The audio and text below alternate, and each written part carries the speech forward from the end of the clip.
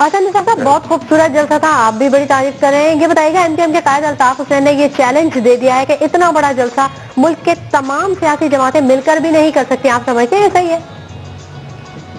वो 100% ठीक कह रहे हैं। तहरीक की ये बात तो जलसा बजाते खुद वो ना करते तो शायद, और भी ये बात को ना करते तो शायद बेहतर होता, क्योंकि दुनिया करेगी ये बात जी। It was a very novel experience में। लेकिन खवातीन को तो मैसेज मिल गया, लेकिन अल्ताफ हुसैन साहब ने सियासी रहनुमाओं को क्या मैसेज दिया, सियासी जमातों को क्या मैसेज दिया? देखें, वो तो एक मैसेज है, वो माने ना माने ढीठ किस्म के लोग हैं ये।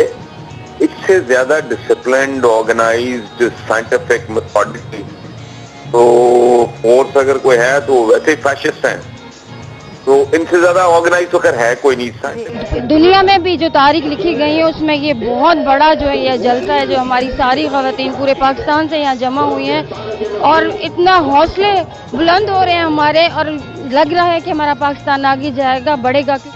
बिल्कुल, ये तो बहुत अच्छा लग रहा है। मेरी फीलिंग्स जो है वो इस तरह महसूसात जो हैं वो मैं आपको बयान नहीं कर सकती। कितनी हजारों लाखों खवातीन हैं और उनके सामने जो है आज मैं परफॉर्म करूंगी, और मेरी बहनें और बाख्तियार औरत मजबूत पाकिस्तान का जो नारा लगा है इंशाल्लाह ऐसा ही बनेगा।